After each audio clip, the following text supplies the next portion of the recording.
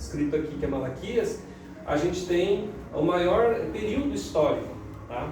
E de todos os livros do Antigo Testamento, o maior período histórico está em Gênesis. Então, Gênesis é o livro que compreende o maior espaçamento histórico de toda a Bíblia, tá? Para vocês terem ideia, o Êxodo são 40 anos de deserto.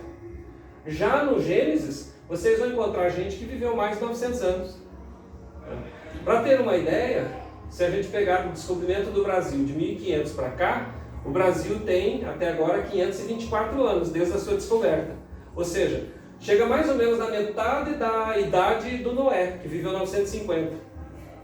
Ou pertinho da idade do Matusalém, que é o homem mais velho de todo o Antigo Testamento, que viveu 969 anos.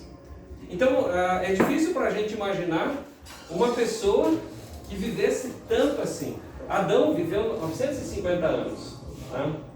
E então, quando a gente começa a estudar o Antigo Testamento, a gente vai se deparar com situações assim, muito diferentes, muito surreais da nossa realidade hoje. Tá? Quanto tempo vive um homem hoje em média? 70 anos, né? A Bíblia diz que o que passa disso é câncer enfado, né? Depois de 70 anos, a pessoa fica doente, com diabetes, um monte de coisa que começa a acontecer. Ou seja, ela já tem a vida dela extremamente debilitada. A minha mãe tem 95 anos, mas não tem diabetes nem pressão alta. O problema da sua tireoide aqui, né? Colesterol. Uhum. Mas glória a Deus, né?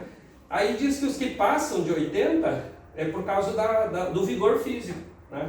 Então a gente encontra isso na própria Bíblia, falando sobre isso. Mas se a gente olhar para o Antigo Testamento, a gente vai encontrar a história de Abraão, por exemplo. Abraão foi chamado aos 75 anos para deixar a cidade dele, os parentes dele, e ir para um lugar que Deus haveria de mostrar. Veja só, gente, aos 75 anos a gente já quer estar aposentado, né? Uma varinha de pescar na beira do rio, não é assim? Mas nessa idade foi a idade em que Deus chamou o Abraão para viver todo o propósito que ele tinha para viver depois. Ser pai, né? Exatamente. Né? Se a gente parar para pensar sobre Noé, né? Noé levou 120 anos construindo a arca que Deus ordenou que ele fizesse. A gente vai estudar sobre a arca também. Imagina 120 anos trabalhando, né? Construindo aquela grande barcaça na qual ele se salvou e salvou também os animais. Então, quando a gente começa a olhar para o Antigo Testamento, a gente vai se deparar com uma realidade completamente diferente da nossa. E o Antigo Testamento todo, não somente Gênesis, mas no Antigo Testamento todo, a gente vai se... Obrigado, Igor. A gente vai se deparar com essa situação.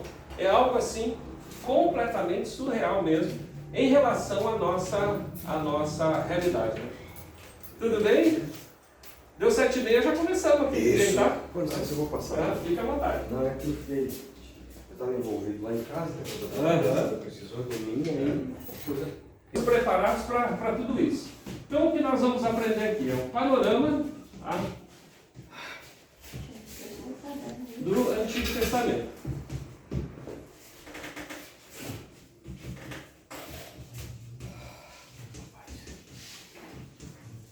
Talvez não precise escrever tão grande assim, porque vocês estão perto do quadro.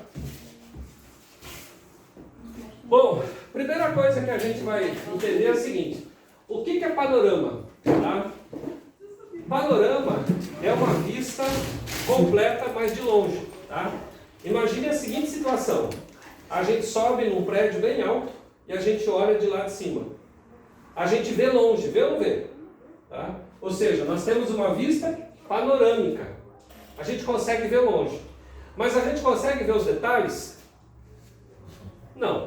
Então o que nós vamos estudar aqui, panorama do Antigo Testamento, é uma visão ampla do Antigo Testamento, mas muitos detalhes nós não vamos estudar aqui. Tá? Então o que eu vou passar com vocês nessas aulas que nós vamos ter é uma visão geral do Antigo Testamento e os principais assuntos do Antigo Testamento. Tá?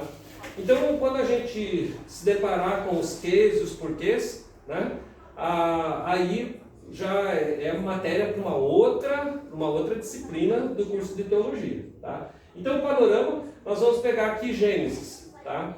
Hoje nós vamos fazer a introdução, tá, da disciplina. Semana que vem nós vamos terminar o Gênesis, tá? São 50 capítulos. E o que vocês vão fazer nessa semana? Vocês vão ler o Gênesis todinho. Amanhã eu termino de ler o Gênesis, que eu estou Já? lendo a semana todinha. Glória a Deus. Então, quem já leu, né, esse ano, está fresquinho na cabeça ainda, está tranquilo. Agora, há pessoas que nunca leram o Gênesis todo. Pegar desde o princípio que criou Deus os céus e a terra até a morte de José, que é o último capítulo lá, né? Muita gente não leu. Então vai ler todinho. Por quê? Porque aqui nós vamos passar diretão. Então, vamos ver os principais assuntos do Gênesis, o que ele significa e os principais assuntos dele. Então, na semana que vem a gente já fecha Gênesis. Na outra semana a gente já entra em Êxodo, tá? E eu vou estar dividindo cada livro em aproximadamente 5 tópicos principais, tá? Então, o Gênesis a gente vai ver a questão da criação, tá? Depois o surgimento das civilizações, né? Então, com a genealogia de Adão. Então, Adão teve Caim e Abel. Caim assassina seu irmão Abel. Depois de um tempo nasce Sete. Aí nós temos a descendência de Caim, que é uma descendência corrupta, e nós temos a descendência de Sete, que é a descendência daqueles que temem a Deus. Então, é jogo rápido assim que a gente vai ver, né? E aí nós vamos ver nas duas descendências, né? Vamos ver o comparativo daqueles que servem a Deus e aqueles que não servem a Deus. E depois, da descendência de Sete, a gente já vai ver logo a seguir que há a corrupção generalizada da raça humana, o surgimento de mais um personagem importante, que é Noé. E daí quando Deus decide então exterminar toda a vida sobre a face da terra e salvar essa vida a partir de Noé, tá? Então, a gente vai perceber que é jogo rápido. E aí vamos falar um pouco sobre a aliança noética, né? E aí eu vou trazer um assunto que é para os nossos dias aqui, que é a questão do aquecimento global, né? Que está muito na moda hoje a gente falar isso, tá? Então, se eu perguntar para vocês o que é um panorama, tá? Vocês vão dizer, é uma visão ampla, mas não detalhada, tá? Então, fica bem simples aí. Se quiser marcar lá, tá? Marca lá. Então, é uma visão ampla, tá? Não detalhada.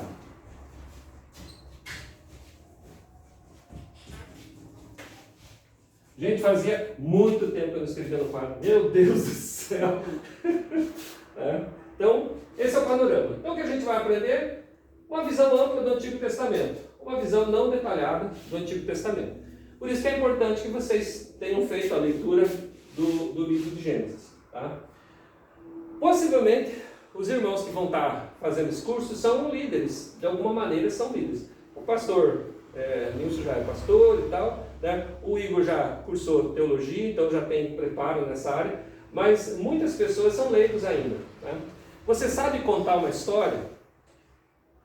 Porque falar do Evangelho é contar uma história, né? Jesus, ele trouxe as boas novas. O que eram as boas novas? Histórias que ele contava, né? Então, não existe nada assim, como nas ciências exatas, né? Se você for fazer um curso de engenharia, matemática, são exatas, é conta, né? Contar história não, é humanas, é relacionamento. E será que você saberia contar uma história, né? Ao falar de Jesus para alguém, você saberia contar uma história da Bíblia? A pessoa chegar assim para você assim, poxa vida, eu comecei a ler a Bíblia, mas eu li uma coisa que eu não entendi muito bem, né? Por que lá está escrito que as pessoas faziam um altar de pedra e matavam um bicho lá em cima e tocavam fogo naquilo lá? Como é que ele sabe uma dessas? Pois é, né? Então é preciso conhecer uma história para você contar essa história. E nós vamos passar por isso, tá? No tempo de Moisés, no Êxodo, Deus ordenou que se fizesse um lugar que seria a habitação de Deus, chamado tabernáculo, que era uma habitação provisória. E no Antigo Testamento, lá com Moisés, eles começaram a praticar esse tipo de oferta. Só que antes disso, já em Gênesis, você vai ler a primeira oferta que foi oferecida por Abel, tá? Foi uma oferta de sacrifício, uma oferta de sangue. Tá? Então, quando a gente fala oferta de sacrifício, é oferta de sangue. Tá? Enquanto que Caim ofereceu uma oferta também. Tá? Os dois ofereceram o melhor que eles tinham. Tá? Mas por que a oferta de Abel, uma oferta de sangue, o sacrifício é aceita, e por que a oferta de Caim não é aceita? Tá? Esses são detalhes importantes que a gente precisa saber com bastante clareza e definir essas questões aí. Tá? Então, durante as nossas aulas a gente vai estar passando, como eu disse para vocês, vai ser assim uma coisa bem panorâmica mesmo. Tá? Não superficial, né? Mas panorâmica. O que eu costumo dizer quando eu dou essa matéria aqui para os meus alunos? Eu digo o seguinte: na área de teologia, você pode se especializar em diversas áreas. Tá? Então, se quiser se especializar, por exemplo, na criação, você vai pegar ali os 6 dias da criação. Você vai se especializar só naquilo. Vai entender no hebraico como o significado de cada palavra. Então, lá no princípio, que é no português, mas no hebraico, o que aquilo significa. Tá? Então, você vai se aprofundar e você vai estudar detalhes por detalhes daquilo lá. Você vai saber se os 6 dias da criação foram 6 dias literais de 24 horas ou 6 dias de Deus, que cada dia vale como 1000 anos, como diz uma outra passagem bíblica. Tá? Então, você vai estudar acerca o que tinha antes, porque a terra era sem forma e vazia. O que é uma coisa sem forma e vazia? Mas o Espírito de Deus pairava sobre a face das águas, então tinha água. Ou seja, havia caos. Né? Sem forma, vazio é o caos. Né? Mas aí Deus, ele chega e com o poder da palavra dele, ele diz: haja isso, haja aquilo, e as coisas começam a acontecer. Uma outra referência bíblica está escrito lá que das coisas que não são, Deus fez as que são. Se eu pedisse para algum de vocês assim: poxa, eu queria tomar um café, alguém poderia providenciar um café? O que você vai fazer? Você vai na cozinha, vai esquentar a água, vai passar um café. Tem todo um processo, tem ou não tem? Mas esse café não chegou lá por acaso. Esse café já foi plantado um dia, já foi colhido por alguém que você não sabe quem é, já foi torrado, moído, empacotado, foi levado ao mercado. Existiu todo um processo. Mas se você falasse para Deus assim: Deus, eu queria tomar um café. Daí, então toma. Você olha para a mesa e toma café. Como que Deus faz isso? Fazendo. Então, imagina, boa noite, imagina só a terra, o mundo, né? Que Deus criou de todas as coisas que não são, tá? E elas vieram a ser. Tá? Vocês têm lá no celular de vocês, tá? A matéria de hoje. Chega Tá? lá, tá mandando, se ela consegue para mim. Isso, tem lá. O que é panorama bíblico? Então, o que eu falei para vocês, o panorama bíblico é uma forma de ver a Bíblia de modo geral, através dos acontecimentos mais importantes nela relatados. Os livros da Bíblia norteiam esses acontecimentos e se baseiam neles. Tá? Ao invés de dividirmos a Bíblia em livros, vamos estudá-la pelos fatos mais importantes, tentando colocá-los em ordem. Tá? Apesar disso, a gente vai estudar livro por livro. Então, Gênesis, Êxodo, Levítico, Números, Deuteronômio, vamos um por um. Tá? Você sabe contar a história bíblica? A base para esse método de estudo bíblico, que forma um panorama dos fatos, é o texto de Hebreus 11 e as pregações dos apóstolos em Atos, que demonstram seguir uma sequência, revelando a compreensão bíblica da época. Assim, vamos dividir a Bíblia em 14 períodos, sendo 7 do Antigo Testamento e 7 do Novo. Tá? Alguns períodos são longos e outros são curtos, porém com resultados duradouros. Então, vamos abrir a Bíblia lá em Hebreus 11.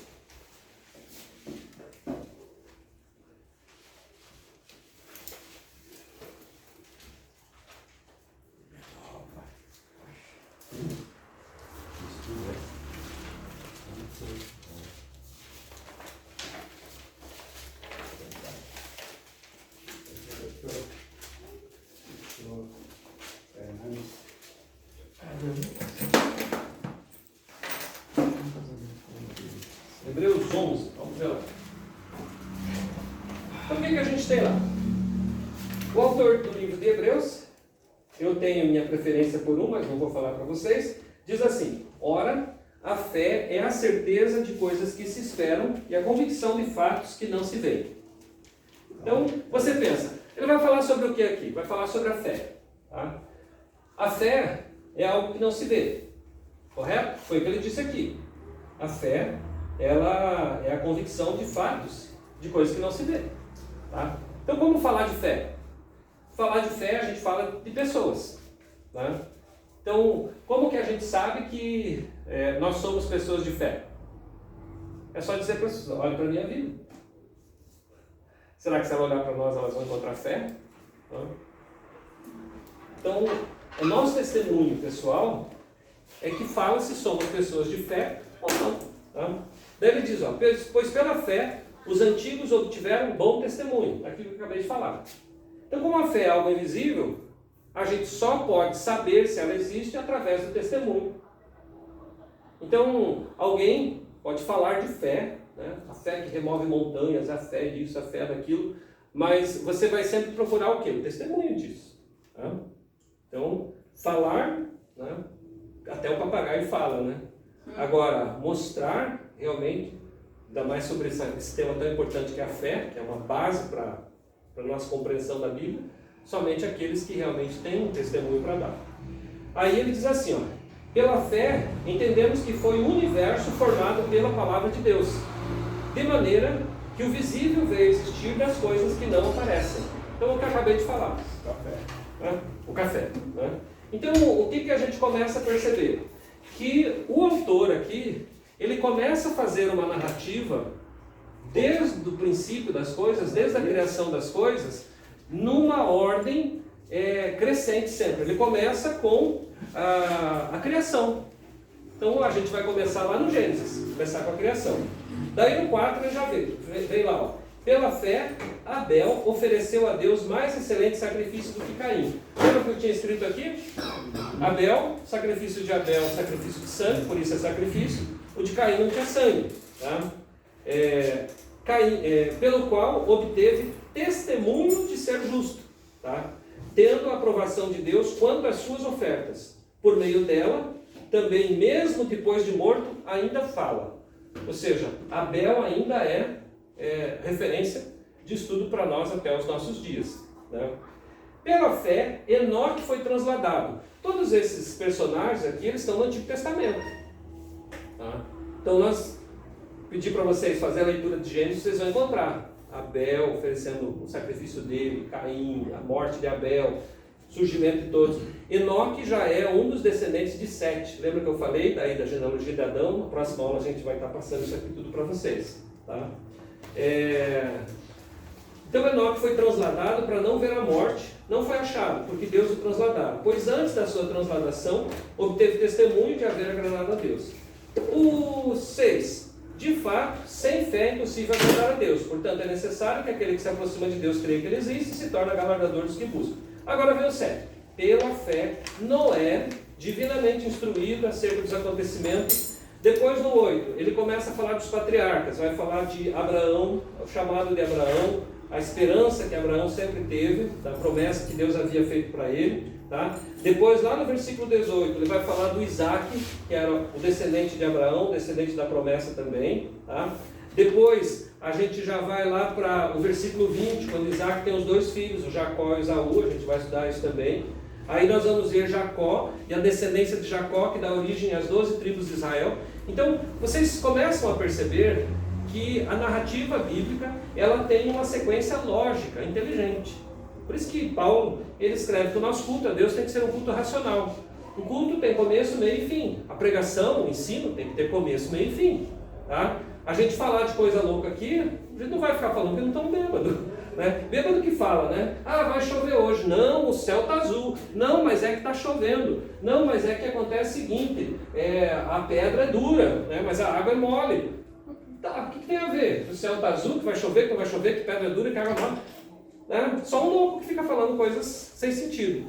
Então, quando nós começamos a estudar sistematicamente a palavra de Deus, nós começamos a colocar ordem, colocar sentido a toda a história, a toda a narrativa bíblica. Ok? Então, a disciplina nossa, Panorama do Antigo Testamento, ela terá essa finalidade. A finalidade de colocar em ordem os acontecimentos, né, do Antigo Testamento. Tá? Vamos lá. O Antigo Testamento é o nome dado, desde os primórdios do cristianismo, às escrituras sagradas do povo de Israel, formadas por um conjunto de livros muito diferentes uns dos outros, em caráter e gênero literário e pertencentes a diversas épocas e autores. O Antigo Testamento ocupa, sem dúvida, um lugar preeminente no quadro geral da importante literatura surgida no Antigo Oriente Médio. No decorrer da sua longa história, nós encontramos os povos egípcios, sumérios, assírios, babilônicos, fenícios, hititas, persas e outros povos da região que produziram um importante tesouro de obras literárias. Porém, nenhuma delas se compara ao Antigo Testamento quanto à sua riqueza dos temas e beleza de expressão, e muito menos quanto ao valor religioso. Tá? Sejam bem-vindos. Então, irmãos, o que nós temos aqui? Aqui no Antigo Testamento, tá, a gente vai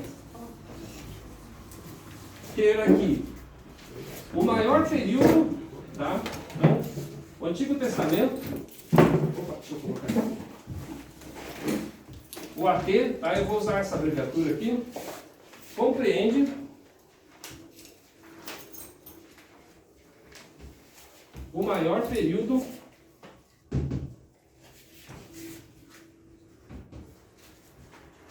da história.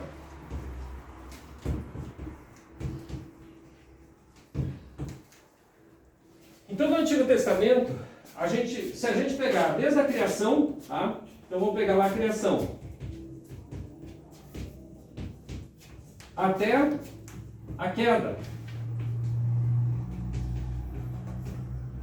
Tá? Quanto tempo Adão e Eva viveram aqui? Não sabemos, né? Mas imaginamos que eles viveram muito tempo. Ou alguns acham que foi de um dia para outro. Deus fez o homem e a mulher hoje, tá? E amanhã eles pecaram? Possivelmente não, né? Deus deu incumbências para o primeiro casal aqui, né? O que eles deveriam fazer lá e tudo mais. Então, da criação até a queda, existe um tempo aqui, ó, que nós não sabemos quanto é o tempo, tá? Depois, da queda até o outro acontecimento importante aqui, tá? A morte de Abel. Quanto tempo? Tá bem, tá? Depois da morte de Abel até o outro acontecimento aqui, o nascimento de Sete, tá? Que veio substituir Abel. Aqui nós já temos um registro, tá? Dê uma olhada lá em Gênesis, vê se você encontra quantos anos o Adão tinha quando nasceu Sete.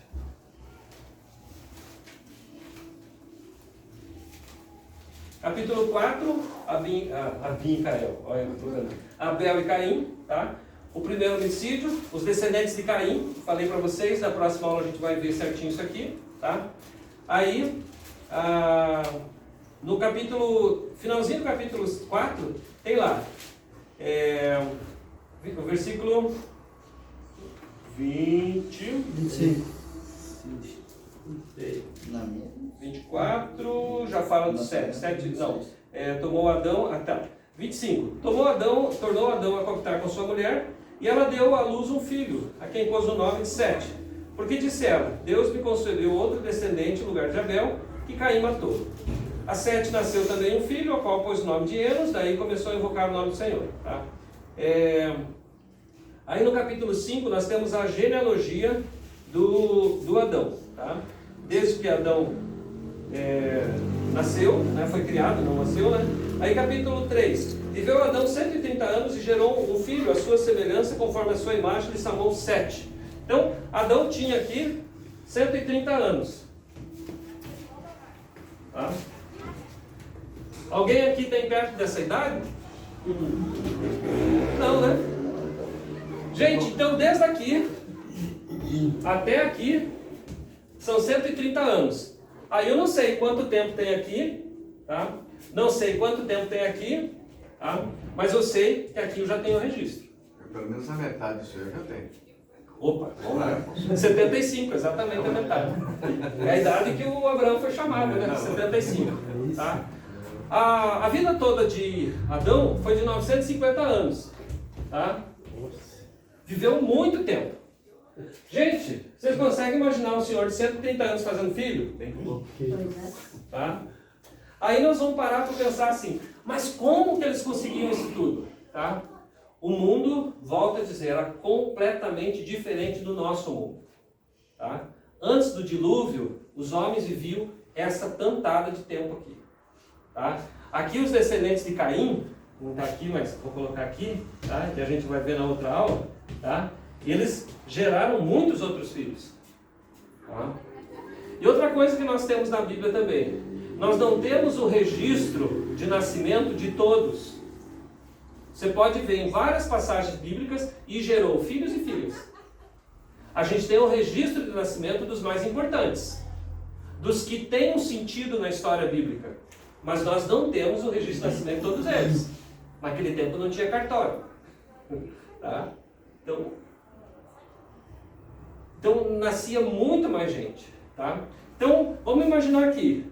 Então Adão tinha 130 anos quando nasceu Sete. Mas a Bíblia fala que Adão teve filhos e filhas. Além do Abel, do Caim, do Sete. Tá? Teve filhos e filhas. Mas quem são os filhos do Adão? Não temos registros. Mas, gente, alguém que vive 950 anos dá para ter um bocado de filho. Dá ou não dá? Imagina que o Pedro Alves Cabral chegou aqui no Brasil, né? Se engraçou com uma indiazinha e começou a fazer filho naquele tempo. O Brasil hoje tem 524 anos. Todos nós seríamos descendentes do Cabral e dessa indiazinha. Seríamos ou não seríamos? Se não tivesse vindo mais ninguém. E agora imagina só você ir lá para Porto Seguro, lá na Bahia, visitar o Cabral. Está lá. Ele estaria vivo. Tá? Então, por isso que é importante que vocês comecem a pensar fora da caixinha. Da nossa caixinha, o homem vive 70 anos, o homem vive 80 anos. Não, gente, os homens da Bíblia viviam muito mais. E outra coisa, a questão lá, as condições atmosféricas eram completamente diferentes das condições que nós vivemos aqui. Então, até o dilúvio, existia apenas um continente. Opa, vocês já leram lá na Bíblia que não chovia? Vocês já leram lá na Bíblia que não chovia antes do dilúvio? Mas que Deus mandava um orvalho e esse orvalho irrigava toda a terra. Não tinha chuva. Tá? Existia um continente só. Então o mundo era formado por um só continente, chamado Pangeia. Tá? Isso significa que a porção de terra não estava separada nos continentes como nós conhecemos hoje. Tá? Nós estamos aqui no continente europeu, americano, perdão. Estamos no continente americano e no sul desse continente. Tá? Existem outros continentes, asiático, europeu, a Oceania, tá? Outros o africano, outros continentes. Naquele tempo existia um só. Quando ocorre o dilúvio, o que acontece? As placas tectônicas, elas se separam. Porque rachou a terra, saía água de baixo da terra, chovia de cima, ferrou com tudo, lascou com tudo. Tá? E aí o mundo se tornou o que nós conhecemos hoje. Dividido da forma como nós conhecemos hoje. Tá? Mas até aqui era diferente. Então os homens viviam tanto todo o tempo. Outra coisa também importante é o seguinte.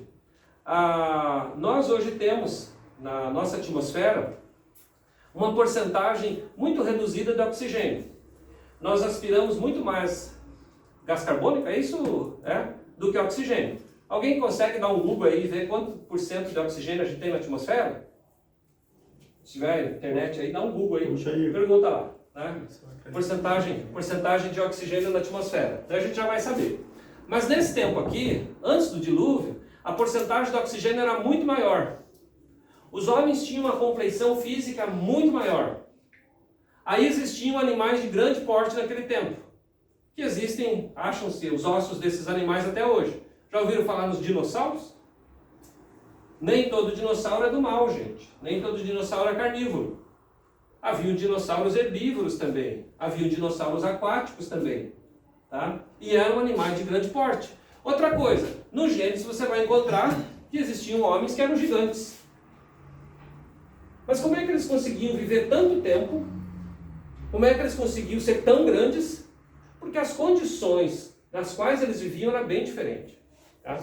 Alguém aqui já assistiu o filme daqueles homens azuis lá, o Avatar? É? Por que eles eram daquele jeito? Eles tinham mais de 2 metros de altura, né? Tal, tinham uma complexão física completamente diferente. Porque eles viviam em condições diferentes das nossas aqui. Quanto que dá? 21%. Atualmente são 21%. Tá? Então, 21% é hoje o oxigênio. Quando você aspira o ar, o que teu pulmão vai fazer? Teu pulmão vai filtrar tudo que você respirou e vai extrair os 21% de oxigênio, que é o que o teu organismo vai aproveitar. Antes do dilúvio, essa proporção, segundo alguns estudos, era de 38%. Agora, imagina só, se você tem mais oxigênio, você tem mais o quê? Mais vitalidade, você tem mais vida. Se você está malzão, você vai para o hospital, o que eles colocam em você na hora? Oxigênio. Puro. Não é assim? Por quê? Para dar aquela erguida no negócio, porque senão você morre. Tá? Então, por aqui a gente começa a perceber. Da onde eu tiro todas as informações? Da minha cabeça? Não, gente. Tá? Eu quero que vocês façam uma pesquisa. Tá? Busquem lá na internet um autor chamado Adalto Lourenço.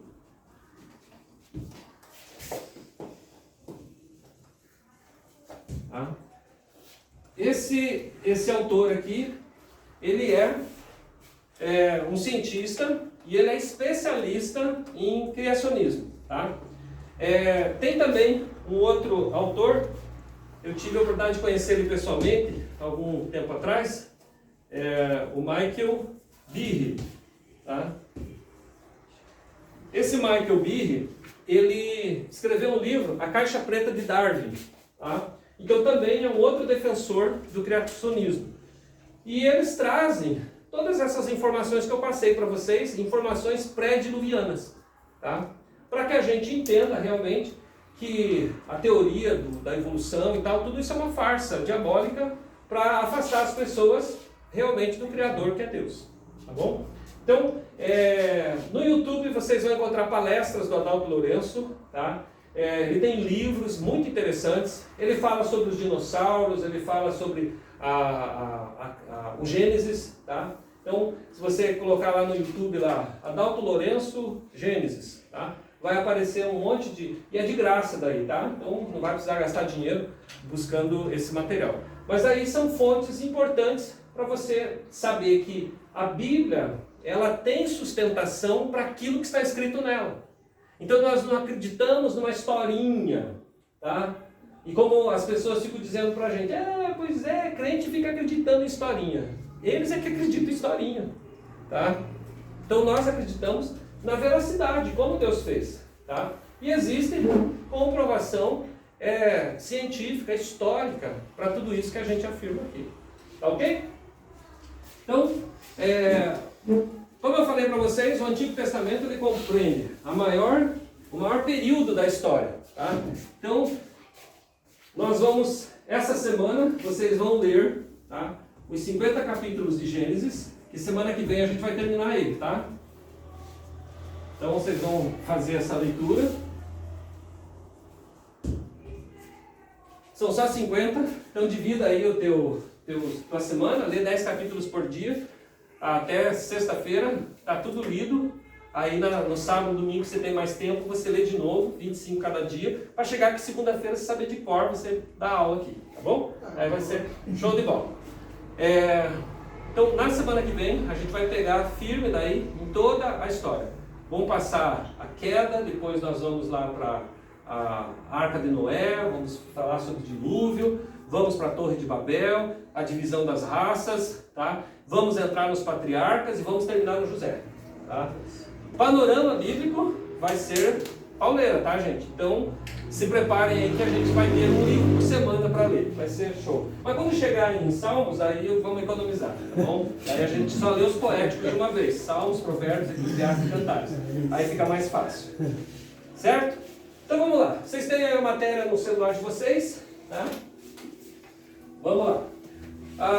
O Antigo Testamento, ele foi escrito em dois gêneros literários específicos, tá? O que são gêneros literários?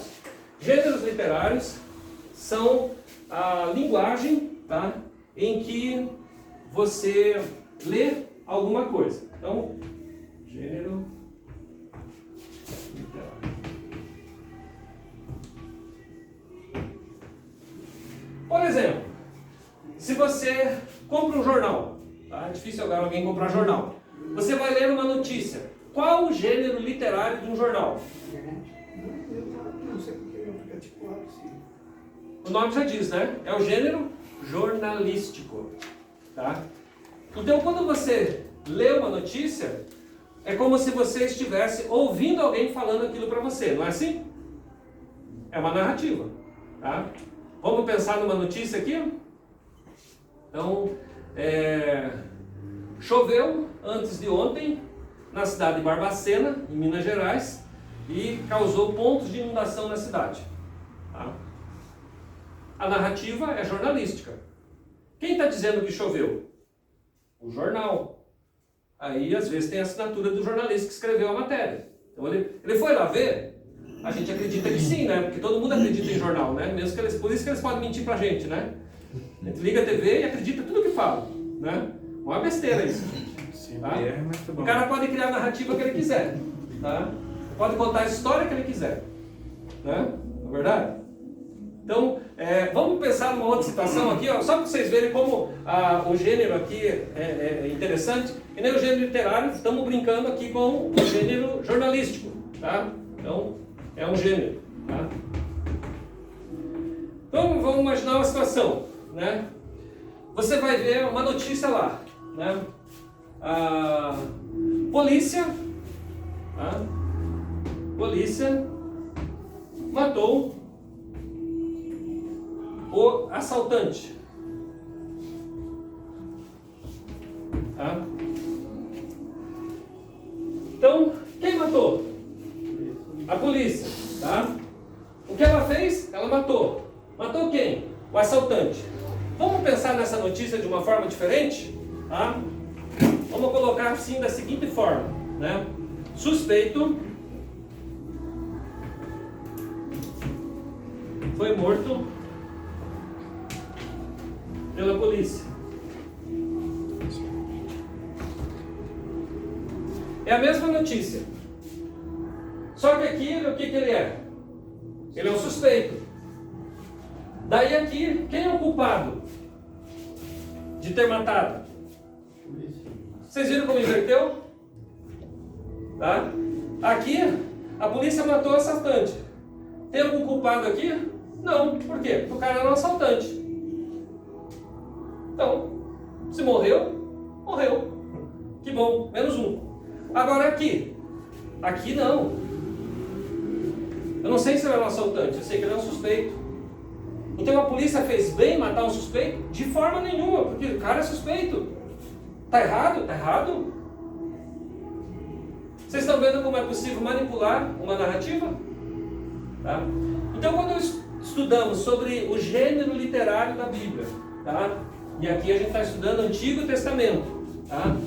Dessa maneira eu quero que vocês entendam que existem dois tipos de narrativa no Antigo Testamento, basicamente, tá? Nós temos a prosa, tá? E nós temos o literário, tá? Ou poesia. Então quando a gente vai ler Gênesis, Êxodo, Levítico, Números, Deuteronômio, nós temos ele em prosa, tá? O que é a prosa? É como alguém estivesse contando a história para nós. Quem escreveu os 5 primeiros livros da Bíblia foi Moisés. A gente vai estudar isso melhor depois. Tá? Mas foi Moisés. Escreveu o Pentateuco, a Torá, Gênesis, Levítico, Números e Deuteronômio. E aí, ele que está contando para nós. No princípio, Deus criou o céu e a terra. A terra era sem forma e vazia. Vocês conseguem imaginar o Moisés, um senhorzinho de 80 anos, sentado na cadeira, contando a história para os netos dele, que somos nós? Então isso é uma prosa. A narrativa, tá, o gênero literário dele é de prosa. É uma conversa informal. Vocês conseguem encontrar alguma formalidade? Não. Tá? É uma conversa informal. Nós temos Bíblias hoje com várias linhas de tradução. Eu não tenho. Essa aqui que eu estou usando hoje, qual que é? Essa do Almeida Revista Atualizada, o RA. Tá? Eu tenho no meu celular a KJ, King James. Tá? Que Bíblia vocês têm aí? NVI. Tá? O que mais que a gente tem aí hoje? Almeida atualizado. Almeida atualizado. Então, É corrigida. Almeida corrigido. Tá? Alguém tem mais outra aí? É? Também? Tem aqui, tá? Simplificada, traduzida por a tua simplificada. Da edição revista e corrigida, na grafia simplificada. Tá? Vocês estão vendo como existem versões diferentes? Tá? Só que essas versões, elas mudam o gênero literário? Não, de forma nenhuma. Tá? As versões, elas visam o quê? A melhor compreensão do leitor. Tá? Então é importante que todo estudante de teologia, ele tenha várias versões de Bíblia. Tá? Eu costumo comprar a Bíblia no brechó. No brechó não. Como é que é o negócio que vende livros? No sebo. Essa aqui eu paguei 5. Tá? Então, eu gosto de ir em sebo. Eu chego em sebo e vou procurar a Bíblia lá. Tá? E eu amo comprar a Bíblia antiga. Aí, e olha, essa aqui tá novinha, 0 bala, que alguém de sua amiga Surita, Sueli, sei lá, tá? Tem até dedicatória nela aqui, mas tadinha, ela não leu a Bíblia, né? Por isso que não estava sendo vendida lá. Tá? Então, gente, entra nesse sebo e vai na seção de Bíblias. E vai vendo lá. O que você achar de Bíblia diferente que você não tem ainda, compra. É um investimento barato. 10, 15, 20, tá? É melhor do que ir numa loja chique e pagar 300 pila numa Bíblia. Né? Então, você pode comprar a mesma Bíblia. Só que é importante que você tenha versões diferentes. Outra coisa que é muito fácil hoje, a gente baixar no celular várias versões de Bíblia. Mas existe um grave problema que a gente precisa se cuidar. Tem a Bíblia de papel. Tá? Por quê? Antigamente dizia, o papel aceita tudo. O celular aceita mais ainda. Tá? Então, essas versões, de repente você tem uma versão lá baixada na Bíblia, daqui a pouco vem atualização. Gente, você não sabe o que mudou. Aí se mudar uma vírgula de lugar, muda o sentido. E agora já existem algumas Bíblias, por aí, que são a Bíblia inclusiva, por exemplo. Na Bíblia inclusiva não existe a palavra homossexual. Porque ela é inclusiva. Eu não posso deixar de fora os sodomitas, os homossexuais. Tá? Então eles substituem palavras. Tá? Para que a Bíblia se torne politicamente correta. Tá? O Papa já falou em mudar a Bíblia. Tá? Já mudou. Já tem versões atualizadas. Esses dias eu vi um vídeo de uma americana. O vídeo está em inglês, mas ela estava falando o seguinte. Ela comprou uma Bíblia nova lá numa livraria cristã evangélica nos Estados Unidos, e aí falaram para ela que aquela Bíblia tinha sido mexida, tá? E depois ela está abrindo em determinados textos da Bíblia, textos importantes da Bíblia, e ela está mostrando que a Bíblia realmente foi alterada, foi mexida. E essa mudança, ela é sutil e muda o sentido. É igual a história da polícia. A polícia matou um assaltante, mas se um suspeito foi morto pela polícia, mudou o sentido. Muda ou não muda? Tá? Os testemunhos de Jeová já mudaram a Bíblia deles. Eles têm a própria deles. Aí você pensa, é a mesma Bíblia. Não. É a nova tradução do Novo Mundo das Escrituras. Ou das Escrituras para o Novo Mundo. Tá? Eles fizeram alterações. Por isso que eles interpretam as coisas do jeito deles. É uma seita.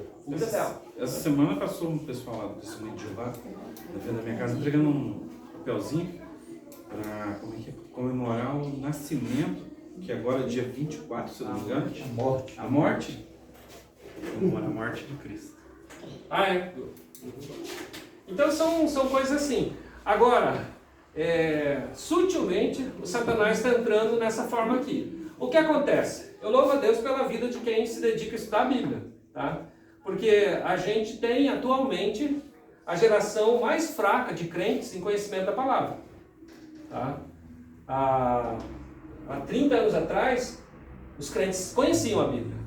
Se um pastor subia lá e começava a falar asneira, o irmão se levantava e ia embora. Ainda tem um pereiano ainda. Tinha. Hoje, o cara pode subir lá e falar a besteira que vier na cabeça dele. As pessoas se dizem amém, amém, dizendo assim seja, para tudo que está escutando. Tá? Por quê? Por falta de conhecimento, a Bíblia diz, o meu povo perece.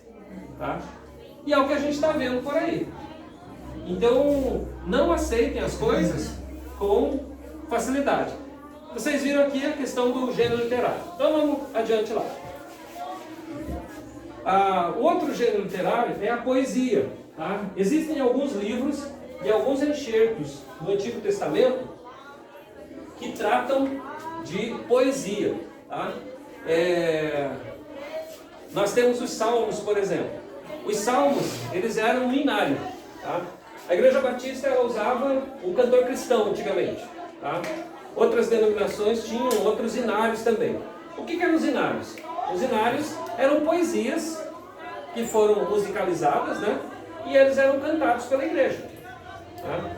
Hoje nós atribuímos muito mais ênfase à melodia do que à poesia propriamente dita. Né? Então, na Bíblia, nós vamos encontrar muitas poesias que estão lá escritas. Por exemplo, o Salmo 23. O Senhor é meu pastor, vírgula. Não tem E ali. Tá? Nada me faltará. Tá? Se eu colocar o E ali, eu mudo o sentido. E vocês já perceberam que a maioria das pessoas coloca o E ali? Pega lá no Salmo 23 da tua Bíblia. Passei na fachada de uma igreja e vi lá, Jesus Cristo é Senhor. Em outro lugar aqui, Jesus Cristo é o Senhor. Um artigo, né? Um artigo, por causa de um artigo muda. Tá? Então lá com a Bíblia aberta, no Salmo 23. As versões que eu vi aí de vocês são versões boas. Tá lá. O Senhor é o meu pastor. Vírgula. Na minha tem um ponto e uma vírgula. Tá? Nada me faltará. São duas orações, duas sentenças. Tá? Não faça, é uma oração simples. Alguém aqui é formado em letras, português? Não? Tá, então, essa aqui não é uma oração coordenada. O que é uma oração coordenada? É uma oração que ela é ligada por uma conjunção. Tá? Se tivesse o E ali, seria uma oração coordenada. Então eu estaria ligando as duas orações num sentido só. O Senhor é meu pastor e nada me faltará. Então era uma oração coordenada sindética, tá? Porque tem o E, que é a conjunção. Não tem. Então é uma oração simples. O Senhor é o meu pastor. Tá? É uma oração simples. A outra oração, nada me faltará. Tá? Esse nada inclui o quê? Refere-se ao quê? O que de mais precioso que uma ovelha tem? A lã? O pasto? A água? O pastor? A tua charada. O que a ovelha tem de mais importante é o pastor. Se a ovelha não tiver pastor, ela é uma ovelha morta em pouco tempo. Então esse salmo diz respeito. Se eu tenho pastor, eu tenho tudo. Antigamente, muito antigamente, quando eu tinha cabelo ainda e pesava uns 30 quilos a menos, a gente cantava assim, que Jesus é tudo para mim. Lembra dessa? Ele é tudo para mim. Ele é o tesouro que eu tenho guardado em meu peito. Ele é tudo para mim, né? Hoje Jesus se tornou, para a maioria das pessoas, um agente que vai trazer as coisas que me interessam. Jesus me faça feliz, Jesus me dê um casamento, Jesus me dê filho, que filho seja bonito, inteligente, saudável, Jesus me dá uma casa, Jesus me dá um carro, Jesus me dá sapato, me dá roupa, me dá cabelo, tira minha barriga. Todas essas besteiradas que o povo fica buscando. Até assassino, né? Mata ele. Mata meus inimigos, né? Mas está na Bíblia. Gente, aquilo é poesia, tá? Aquilo é poesia. Você já parou para pensar? Tem o próprio versículo, né? Que você leu ali, né? Esse dia eu estava ouvindo, né, o pessoal falando. A turma inteira que nada me faltará, é que eu tenho o Senhor, então Deus vai me dar tudo. Não vai me faltar nada. Ao filho dele ele deu uma cruz. E o que ele prometeu para nós é a cruz também. Ai, Jesus. Gente, o evangelho é a coisa mais preciosa que a igreja tem. E a igreja está perdendo ele. O Satanás entrou de mansinho e disse: coma, vai te fazer bem. Coma, você vai ser igualzinho a ele. Você vai manipular a divindade, porque você vai ser uma também, uma divindade. A gente vai entrar mais nesse assunto semana que vem na Quebra. Não é? Me engano que esse texto, o Salmo aqui, diz que o Senhor é meu pastor e nada me fará falta, está correto? Sim, é uma tradução excelente essa. Aí tem a conjunção. Só que e nada me fará falta. Né? Para não ter um carro blindado, mas também não está falando falta. Aí nós vamos lá para Paulo, né? Aprendi a estar contente em toda e qualquer situação. Fui preso, açoitado 39 vezes, fui despido, passei frio, fome, naufrágio, tá? Posso todas as coisas daquele que me fortalece. Mas a gente pega o texto fora do contexto e vira um pretexto. Começa a falar ainda. Tá? Então, gente, quando nós estudamos teologia, a gente descobre, né, que a gente se dispôs a ir mais fundo na presença de Deus.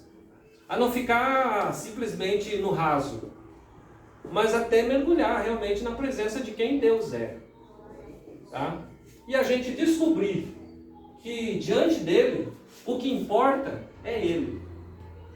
Tá? Por isso que quando a gente chega na presença dele, a gente deve chegar de que forma? Se prostrando. Porque quem importa é ele. Agora imagina quando eu determino que Deus faça alguma coisa. Senhor, eu determino.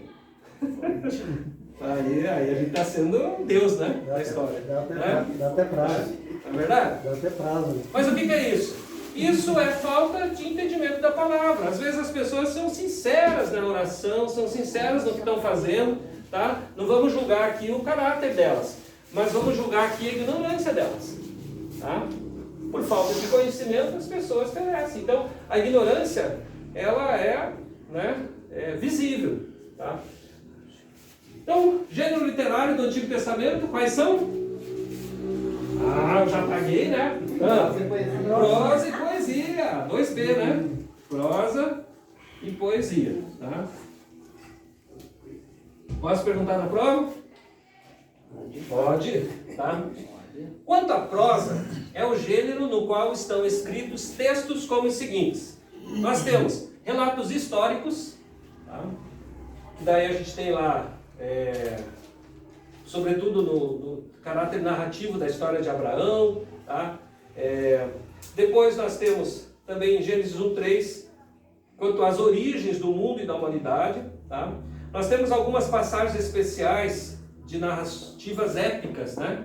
Por exemplo, o que é de mais extraordinário em todo o Antigo Testamento? Vocês já pararam para pensar? Aconteceu coisa muito doida lá, né? Foi ou não foi? Gente, imagina que você está naquele dia que todo mundo pensa, nós estamos lascados. Aí o Moisés chega, bate com a vara no mar e o mar... né? Aí um olha para o outro, nós não estamos lascados, vamos embora. Gente, alguma vez você já viu isso na vida? Eu considero que isso seja uma coisa épica, não? Não vou poder beber, a água tá amarga. Mas assim, Pega lá uma madeirinha, joga lá, a água fica boa. Mas a questão de abrir o mar...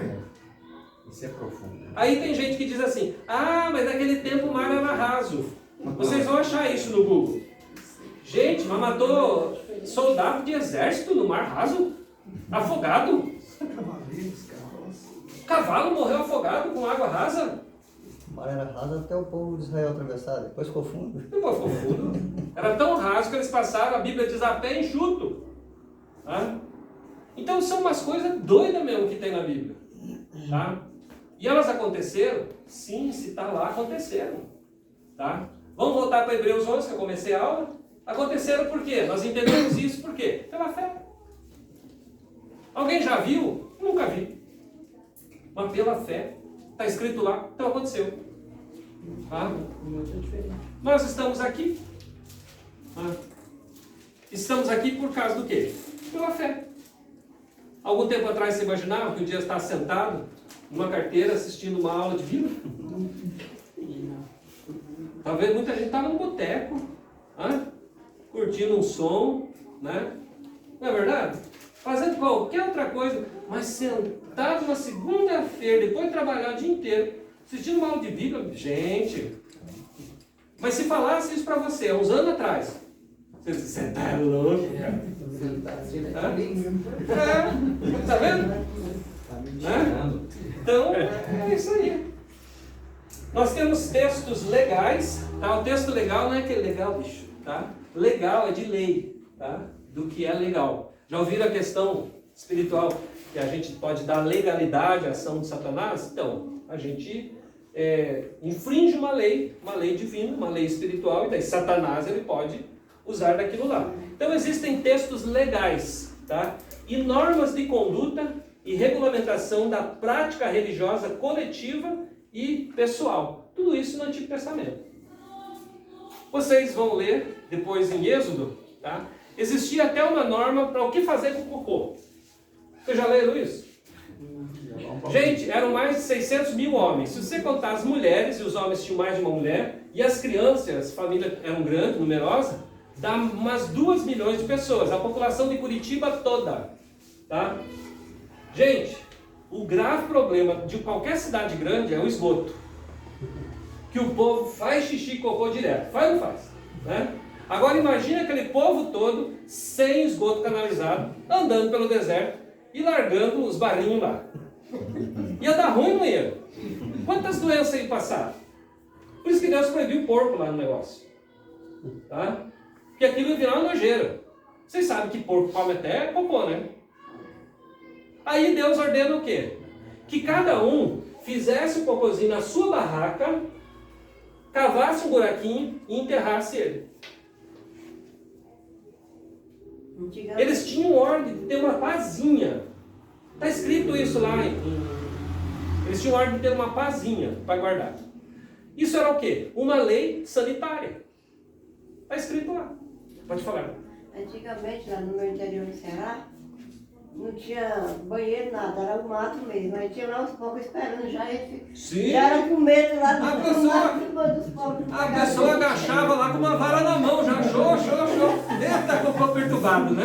Não tinha sossego, não tinha sossego pra. Né? Ainda bem que naquele tempo não tinha celular, né? Tinha uns que preparavam um pau para só ficar sossegado. E os porcos embaixo. Não, o negócio era triste. Então nós temos isso tudo na Bíblia, gente. Tá? Nós temos diversas leis, regras sanitárias que são normas. E aí é importante que a gente saiba separar o que é legal, tá, do que é espiritual. Tá? Então, existem, por exemplo, o judeu não come carne de porco. Mas por quê? Era uma lei. Mas essa era uma lei espiritual? Não, gente, de forma nenhuma. Porque desde a criação, Deus ordenou ao homem, você vai dominar sobre toda a criação. Mata e come, tudo vai servir de alimento. Vocês pararam para entender isso? Tá? Mas o que Deus não queria? Deus não queria aquele porcaiada toda andando no meio do povo. Aquilo ia virar o quê? Uma exploração comercial, porque daí carne de porco é gostosa, gente. Ah não, eu tenho uma carne de porco aí, vamos negociar aí, né? O porco está comendo o quê? Está comendo o cocô do povo lá, está comendo a comida do povo. No deserto, a comida era enviada por Deus, do céu, era uma comida especial, não era comida para dar para porco. Vocês já pararam para pensar essas coisas? Tá? Aí, toda a caça, se vocês forem olhar, toda a legislação lá sobre os animais puros e os impuros, quais eram os animais que não podiam comer? Os animais que comem carniça. Por quê? Deus estava priorizando o quê? A saúde do povo. Vocês pararam para pensar isso? Como um bicho que come bicho, você vê uma coisa, o que vai acontecer com a tua saúde? Vai por água abaixo. E o povo Deus estava preservando o seu povo. Aquele povo seria um povo separado, um povo exclusivo para Deus. Então Deus queria o quê? Um povo saudável, um povo que se reproduzisse entre eles saudavelmente. Tá? Então é importante que a gente tenha essa compreensão, que a gente olhe para o Antigo Testamento, tá? E a gente veja essas leis e entenda qual a aplicação delas. Vem Jesus e Jesus diz o quê? Gente, é graça. E nós voltamos aonde? Nós voltamos naquela primeira condição do homem lá. Nós nascemos o quê? Um homem espiritual agora. Nós não estamos presos a regras. Leia Gálatas para você ver. Pedro, mata e come, Pedro. Sim. O Pedro, não, Senhor, isso é imundo. Eu estou falando, mata e come. Tá? E aí o Pedro entendeu o quê? O evangelho não era só para judeu, ele tinha que pregar para os gentios também. Porque aos olhos dos judeus, os gentios eram impuros. Impuros por quê? Porque comiam as comidas que os judeus não comiam. Aí vem Paulo e diz, se para um comer carne é ruim, para outro comer carne está tudo bem, se um ser vegetariano é o máximo de tudo e o outro, tá? Então não coma carne, por causa da fraqueza do vegetariano. Paulo fala isso claramente. Vocês estão entendendo? Então é importante que a gente consiga, né, através do estudo da palavra, da ação do Espírito Santo na vida da gente, a gente consiga refletir, tá, acerca disso, tá, e entendermos o que é realmente essa graça, a tão maravilhosa graça, como já cantava o poeta. Tá certo? Vamos adiante. Nós temos aí, isso tudo com relação à prosa. Então nós temos aí relatos históricos, das origens, as passagens especiais dos patriarcas, vai falar de profecias, visões, crônicas oficiais, que são documentos reais, documentos oficiais. Tá? Nós vamos encontrar diálogos entre pessoas, o fulano disse, o Beltrano respondeu. Nós vamos encontrar discursos, instruções, exortações e genealogias. Gente, vocês já repararam que muito leitor da Bíblia pula genealogia? Não pule, não. Genealogia é boa, tá? Tem que estudar genealogia também, tá? Nos textos legais, já falei. Quanto à poesia, nós temos os cúlticos, tá? Que são os salmos e lamentações, tá? Que eles eram usados nos cultos de adoração a Deus. E nós temos também a poesia profética. Grande parte das profecias, elas eram em forma de poesia, tá? Então, quando Deus se manifestava por meio de um profeta, eles profetizavam, mas havia poesia naquilo. Era uma coisa muito bonita, né? De você, porque a poesia ela tem uma métrica, ela tem uma cadência, né? Fala o Salmo 24, né? Sim.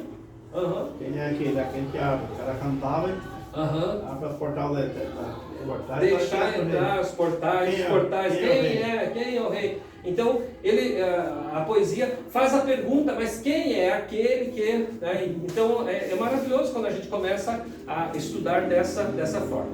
E nós temos também as sapienciais, né? Que são as poesias, mas poesias de sabedoria, poesias de inteligência, que são os provérbios e os eclesiastes. Tá? E aí vocês vão observar, os provérbios eles sempre têm uma afirmativa e em contrapartida eles têm a negativa, né? Então, fala primeiro afirmativamente como que a gente deve viver e logo em seguida diz negativamente aquele que não vive aquele princípio que acontece com ele. Então, é sempre aquela forma dualista de trabalhar. Tá ok? Então, dessa forma, a gente passou aí um geralzão, um panorama até aqui. Agora nós vamos entrar numa outra parte não menos importante, que é a questão dos autores do Antigo Testamento e a tradição do Antigo Testamento, tá? Então, quem são os autores? No Antigo Testamento são vários autores, Tá? Nós temos lá Moisés, por exemplo, é um dos autores. Tá? Moisés escreveu o Pentateuco, ou a Torá, vou usar aqui a palavra Torá, que é mais curta para escrever, tá? E ele escreveu também alguns salmos. O Salmo 90, por exemplo, é atribuído a Moisés. Ensina-me a contar os dias, tá? Para que eu alcance o coração sábio. Tá? Então, Moisés é um dos autores, mas tem outros tantos. Eu vou trazer para vocês na próxima aula a lista de todos os autores do Antigo Testamento, tá? E o livro que ele escreveu, tá certo? Então, de acordo com a sua origem, os livros do Antigo Testamento podem ser classificados em dois grandes grupos. O primeiro é formado pelos escritos que deixam transparecer a atividade criadora do autor e parecem ser marcados pelo selo da sua personalidade. Tal é o caso de boa parte dos textos proféticos, cuja mensagem inicial foi às vezes ampliada, chegando posteriormente ao seu pleno desenvolvimento em âmbitos onde a inspiração do profeta original se deixava sentir com intensidade.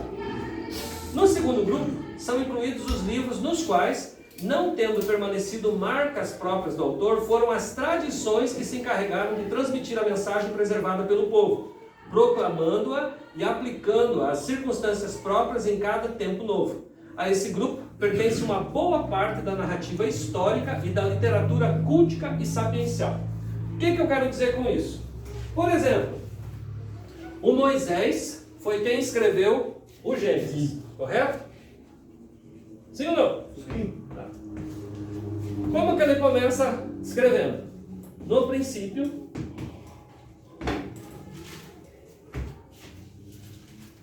criou Deus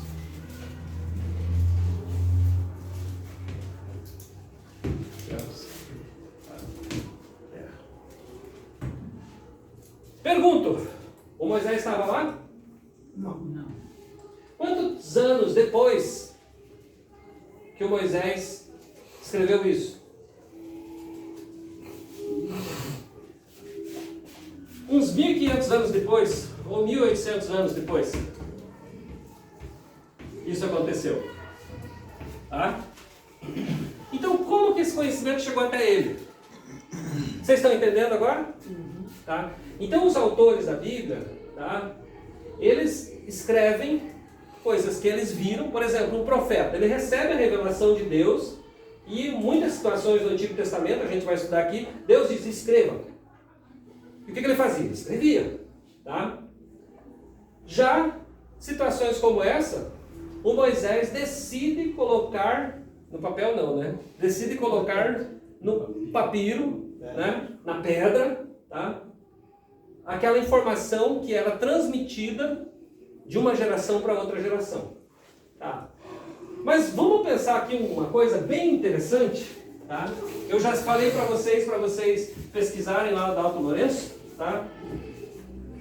Por exemplo, o Noé. O Noé existiu muito tempo depois do Adão, correto? Se você for procurar, a gente vai trazer depois na outra aula a genealogia, você vai ver que o Noé está lá na genealogia do Sete. O Sete foi um dos filhos de Adão. Mas daí vem vindo. O Noé, possivelmente, ele era o tataraneto do Adão. Quando o Noé nasceu, o Adão tinha morrido fazia uns 50 anos. Então quem que contava a história de um para o outro? O próprio Adão. Vocês já pararam para pensar nisso? O Adão contava a história. Quase 1000 anos ele viveu, né? Sim, quase 1000 anos que ele viveu. O Adão contava a história de como ele foi formado, de como era o paraíso, de como ele foi colocado para fora de lá.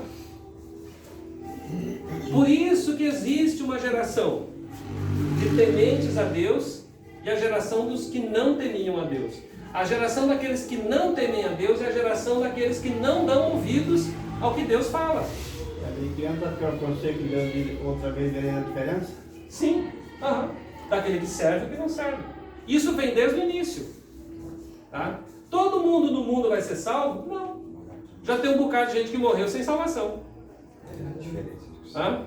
E atualmente todo mundo vai ser salvo? Jesus vai voltar quando o Evangelho foi pregado em todo mundo. Pregado. Não significa que todo mundo que vai ouvir o Evangelho vai se converter.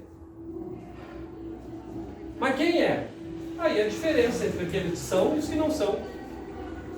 Tá? Mas Deus tem preferidos, tem escolhidos, Ele sempre teve.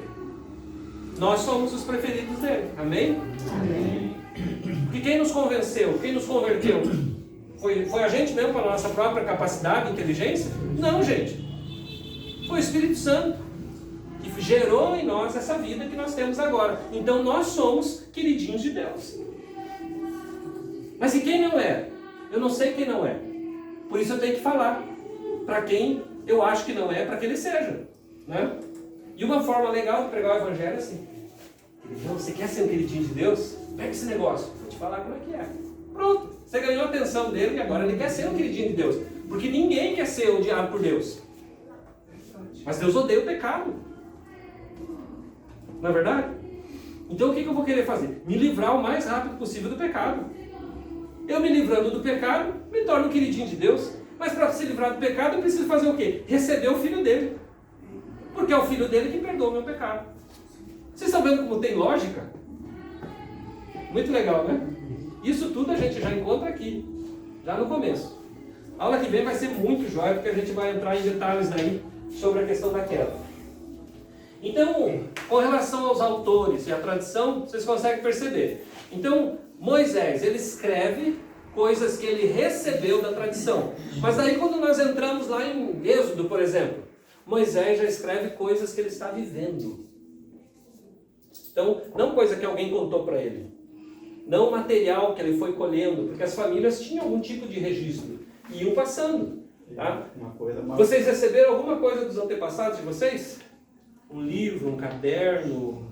Né? Ah, isso aqui é a caderneta de anotação do meu avô, quando ele foi para a escola. Olha a letra do vovô aqui. Alguém tem guardado isso?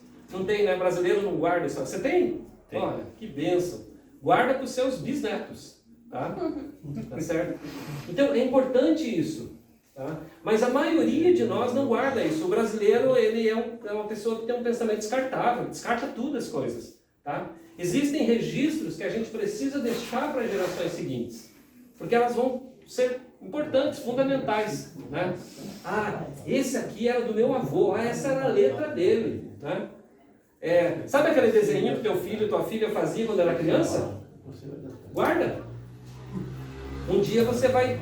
Olha só, tá?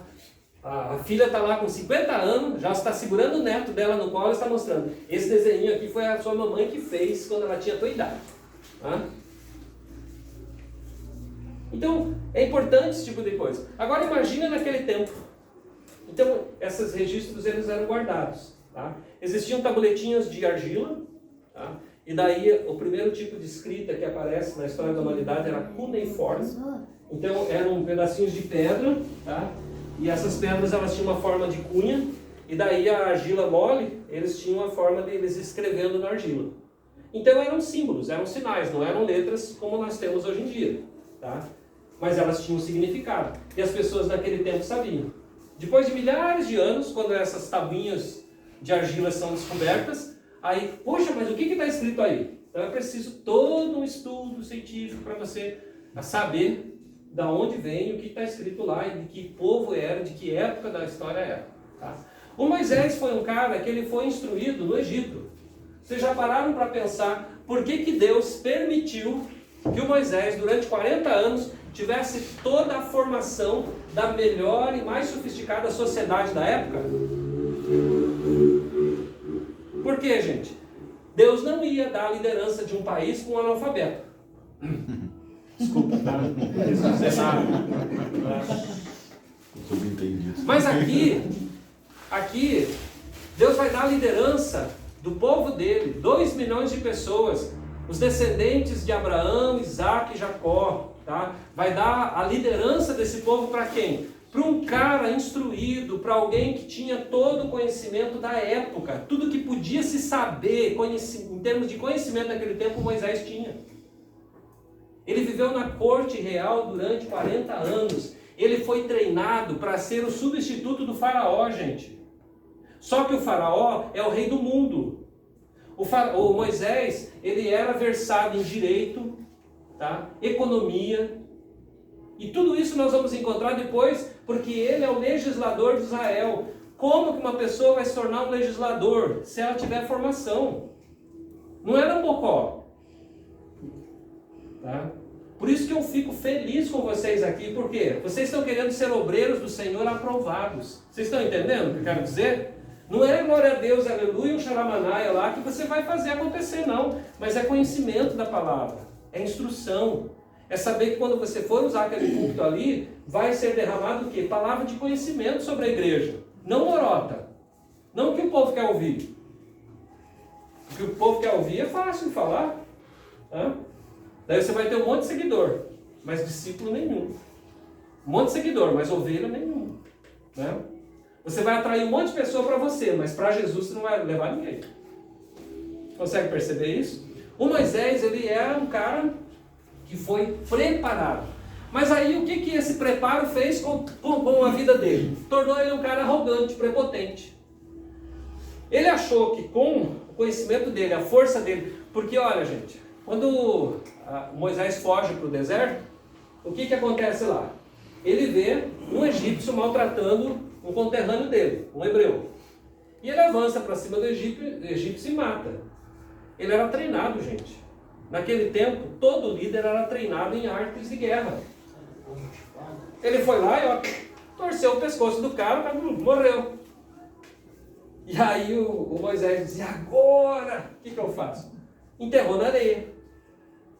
No dia seguinte, ele está por lá, ele vê 2 hebreus discutindo, brigando. E ele chega a apartar a briga. O que um fala para ele? Você vai fazer com a gente o mesmo que você fez com o egípcio? Ele disse, ih, me descobriram. Ele havia cometido um crime. Ele não podia ter feito o que ele fez. E ele sabia disso. Não matou um suspeito. Ele não matou um suspeito. Ele matou um suspeito, né? E agora? Ele é um criminoso. E o que ele faz? Perna para quem tem. Sabe quando o cara chega nos 40 anos que ele quer abandonar tudo, largar tudo? Não, quero saber disso, que vida e tal. Sabe aquela loucuragem que todo homem dos 40 tem? Quem não teve vai ter? Né? Então, quer comprar uma moto, deixar o cabelo crescer e viajar para o lugar. Né? Sabe essas besteiras todas? O Moisés fez isso. Deixou o cabelo crescer, comprou uma moto e viajou para o Uruguai. Foi para o deserto. Mas daí, chegando lá no deserto, ele está sozinhão, né? Por quê? O tempo dele no Egito foi um tempo de preparo para quem ele se tornaria um dia. E ele não estava lá para casar com qualquer uma, não. Ele foi criado para ser o sucessor do faraó, gente. Então não era qualquer menina que ia ser a mulher dele. Mas agora lá no deserto, agora vou casar, tenho uma família, né? Vou cuidar das ovelhas do meu sogro, quer dizer, né? Aquela musiquinha, sem lenço, sem documento, sem nada nas mãos, né? Vou vivendo, né? Deixa a vida me levar, a vida leva eu, né? Foi isso aqui. E aí Deus disse, beleza, cara, agora é comigo. E o que Deus faz? Esvazia ele do ego, da prepotência, do orgulho, da arrogância de quem ele era. Quando Moisés está bem bom, ele já está com 80 anos.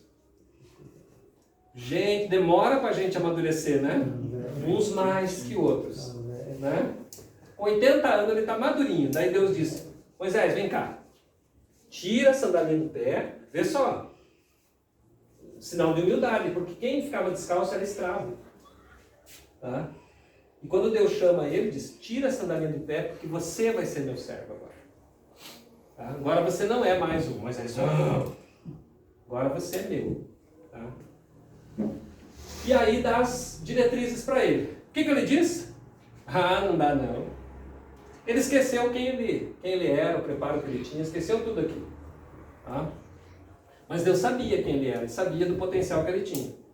Mas Deus queria o quê? Uma pessoa humilde, quebrantado, para ele poder usar. Que aquele quebrantado Deus não despreza, mas o arrogante, ele abomina. Tá? E aí Deus então dá a incumbência dele para ele liderar o povo. Aí a gente vai estudar isso quando entrarmos no Êxodo. Bom?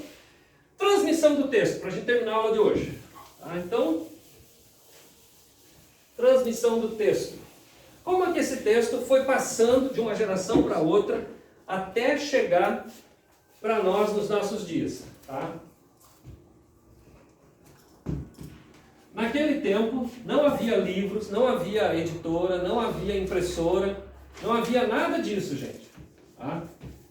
Então o texto ele era passado oralmente, tá? De uma geração para outra. Então havia reunião em família, havia o sentar à mesa, contar história, tá? E eles iam passando de um para o outro. Tá?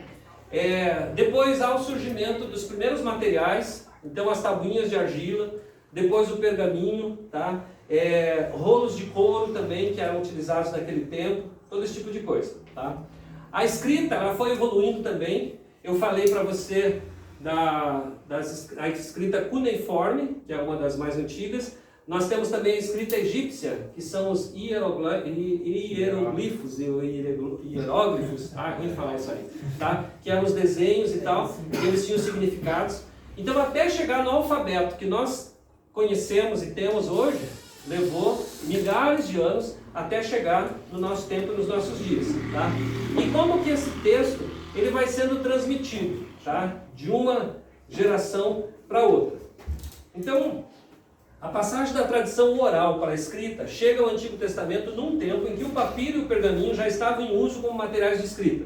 Vocês estudaram na escola que nós temos o período da pré-história, né? Já estudaram isso? Não lembro mais? E nós temos depois o período da história. Tá? Qual que é o período da pré-história? É o tempo da tradição oral. É quando não há escrita. E a história já é o tempo em que a escrita foi inventada, foi criada. Tá? Então, o que nós temos aqui? O texto do Antigo Testamento, ele começa lá na pré-história, tá? Lá na transmissão oral, tá? E depois ele já chega e os registros começam a aparecer já na história escrita. Até que chega no período de Moisés e ele começa então a registrar esses acontecimentos numa determinada sequência, numa determinada ordem. Lembra do início da aula lá em Hebreus 11 que a gente leu? A história, ela vai numa sequência sempre, tá? Ela não é aleatória, tá? Mas ela tem uma sequência. Então, a transmissão do texto vai se dando dessa maneira aí. Assim chegaram até nós os textos do Antigo Testamento, está lá em Jeremias 36. Ainda que não nos seus manuscritos hebraicos originais, porque com o tempo todos desapareceram. Mas graças à grande quantidade de cópias feitas ao longo de muitos séculos, dentre elas as mais antigas que temos pertencem ao primeiro século antes de Cristo, foram descobertas em lugar como Qumran, a oeste do Mar Morto, algumas em muito bom estado de conservação e outras deterioradas e reduzidas a fragmentos. Das cópias que contêm o texto integral da Bíblia hebraica, a mais antiga é o Códice de Alepo, que data do século X depois de Cristo, e é o reflexo da tradição tiberiense. O sistema alfabético utilizado nos primitivos manuscritos hebraicos carecia de vogais, então não existiam vogais. Então o que nós temos lá? Vocês lembram do nome de Deus? Yahvé? Ah?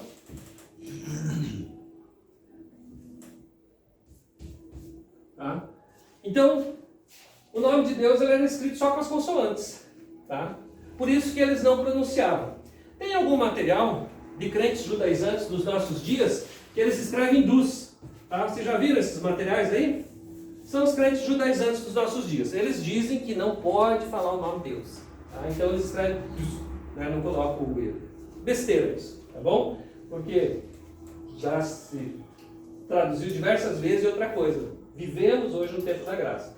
Naquele tempo, então eles só tinham as vogais. Tá? Então o nome de Deus ele não era pronunciado por falta justamente das vogais. No lugar das vogais, o que eles escreviam? Né? Geralmente símbolos. E esses símbolos davam sentido ao nome. Vocês já viram os nomes de Deus lá que nós encontramos? A nossa aula não é de hebraico, mas talvez vocês um dia estudem hebraico. Vocês têm lá Jeová Rafa, por exemplo. Então a gente encontra o sentido aqui dentro. Então a palavra Jeová, eu fiz Yahvé, né? Mas Jeová, aí o sentido de Rafa, tá? Que também, Rafa tem duas vogais, e aí eles jogam as consoantes aqui no meio. tá? Só que com símbolos hebraicos. Eu estou usando aqui letra nossa, tá? Jeová Nissi, tá? Jeová nossa bandeira, Rafá, Jeová que cura, Jiré, tá vendo? Então, eles colocavam todos dessa maneira. Então, e as escritas, elas não eram da forma como nós escrevemos aqui, da esquerda para a direita. A escrita hebraica era da direita para a esquerda. Então, era completamente diferente a forma de se registrar as informações. Se a gente pegar, tá, e olharmos para uma fotografia, por exemplo, de um documento antigo, você vai olhar aquilo ali e vai ver um monte de coisinha lá, que você não entende absolutamente nada que está escrito lá. Mas é essa transmissão toda que a gente tem hoje na Bíblia, na forma, na nossa língua e tudo mais. Ok? O sistema alfabético não tinha vogais. Na sua época, de acordo com o uso comum, as diversas línguas semíticas, somente as consoantes tinham representação gráfica. Eu já falei isso. Essa peculiaridade era, obviamente, uma fonte de sérios problemas de leitura e interpretação dos textos escritos bíblicos, cuja unificação realizaram os especialistas judeus no final do século I. Ou seja, estamos no século XXI, então há 20 séculos aproximadamente é que foi resolvido esse problema. Tá? Então, a Bíblia que nós temos, como nós a temos hoje, ela é muito recente. Tá? Todos esses documentos antigos, tá? Eles são antes da invenção da imprensa. A imprensa foi inventada por Gutenberg no século XVI, 1490, alguma coisa. Então, 1492. Então, dali para cá que há a Bíblia, né, como nós a temos, e essa variedade toda. Então, aproximadamente 600 anos, nem 600 anos, 500 e poucos anos que a gente tem esse material todo à nossa disposição. Tá? Com isso nós percebemos o quê? Deus tem pressa. Né? Deus tem pressa. Porque Ele ficou tanto tempo com esse material em poucas mãos. Né? E essas poucas mãos dominaram a sociedade, dominaram o povo, né? Interpretando a seu bel prazer, né? De acordo com as suas reais intenções. Mas quando Deus usa o Gutenberg, cria a imprensa, e em seguida vem a Reforma Protestante. Essa Bíblia é impressa na linguagem do povo e é esparramada para o povo. E o Lutero diz assim: a interpretação é do Espírito Santo, ela é livre, vamos embora. Tá? Não tem um sacerdote mais, porque o nosso sacerdote é Cristo. E aí o que acontece? O povo fica doido com a Bíblia, a palavra de Deus na mão, e hoje nós temos toda essa riqueza cultural que é o Evangelho, que chegou até os nossos dias. Tá ok, pessoal? Então, o que eu tinha para falar para vocês hoje é isso aí, mas nós temos ainda 25 minutos e eu gostaria que vocês fizessem perguntas acerca do que a gente conversou até agora.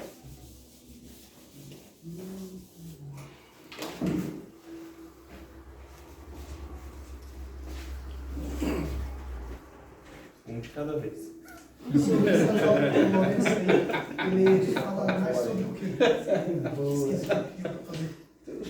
Adalto Lourenço é criacionismo, Antigo Testamento, Gênesis, tá? Tem material dele do Gênesis, acho que são 5 vídeos só de Gênesis, cada vídeo com duração de 1 hora, 2 horas, 1 hora e meia. Então, é exatamente a nossa aula que vem. Tá? Então, é um material extra, né, para vocês se aprofundarem mais no conhecimento do Gênesis. Tá? Então, gastem um tempinho essa semana. Tá? Como vocês não precisam ficar agachado com uma varinha espantando os porcos, tá? Pega ali no celular, na hora que você for lá para aquele tempo de meditação, né? Vai com o vídeo do Adalto Lourenço lá e, né? Esquece da vida, né? A Bíblia diz que a gente tem que remir o tempo, né? Porque os dias são maus, então aproveite todo o tempo, não perca tempo. Pastor, ler o livro todinho de Gênesis vai cair na prova também, alguma coisa? Todinho, inteirinho, vai do começo ao fim. Né? Versículo por versículo. Não se preocupe com prova, tá, gente? Isso aí é de menos. Luiz, tá? Claro que você não fez menção ainda, mas também é uma situação assim, bem escura, mas passou uma certa dúvida pela cabeça do tempo um dia desse.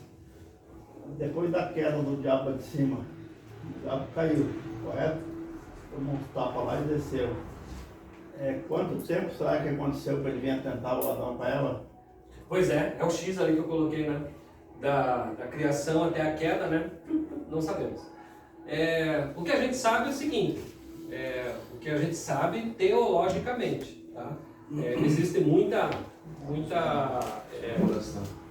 especulação em cima do assunto, né? Mas o que a gente sabe é o seguinte, o diabo é um anjo caído, né? Um querubim, né? Na verdade, ele era um dos grandão lá, e com ele caiu a terça parte dos seres celestiais. Quando a gente vê ali que a Terra era sem forma e vazia, tá?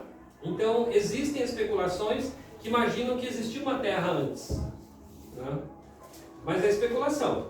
Então, hoje vocês têm acesso ao Google, né? O que pode acontecer é o seguinte, vocês vão dar um Google lá, vão achar lá que isso está escrito no livro de Enoque, vocês não vão estudar o livro de Enoque aqui comigo não, tá? O pastor Urquinato falou tudo errado para nós, aqui e tal, isso aquilo. Gente, tem um monte de viagem louca, acho que o cara tinha fumado os baseados estragados, escreve um monte de besteirada, tá? Que não tem fundamentação bíblica, tá certo? Então, é importante ver acerca disso. Existem até uns pastores grandões aí que falam de que o Satanás é um extraterrestre, tá? Ele não habita no nosso plano, essas besteiras todas. Daí eles pegam adiante lá, depois da queda já, e eles dizem lá do cruzamento dos filhos de Deus com as filhas dos homens, e daí nascem os gigantes que são os nefilins, eles dizem que é o cruzamento de ser humano com o diabo, com o demônio. Gente, os demônios, quem estuda demonologia ou angelologia e tal, sabe que são anjos caídos, eles são seres assexuados. Demônio não cruza, demônio não faz, não tem, é espírito. Não tem carne. Eles não têm carne, eles precisam de um corpo para eles se materializarem, para eles se manifestarem, tá? Por isso que as pessoas que abrem-se, né, para serem possuídas por espíritos, por demônios, os demônios falam através dela, agem através dela, e até mesmo animais, né? A gente vê lá quando Jesus expulsa a legião de demônios do Gadareno, os demônios falam para Jesus, permite-nos entrar nesses porcos. E aí os porcos ficam tudo loucos, tá? E se precipita no mar e morre tudo afogado. Então, demônio, gente, demônio ele não ocupa o copo, a caneca, o quadro, a cadeira, demônio não ocupa, tá? Ele não, mas ele está sempre rondando, ele está sempre por perto. Vocês já perceberam que existe, mudou o assunto, né? Nada a ver com o Antigo Testamento. Vocês já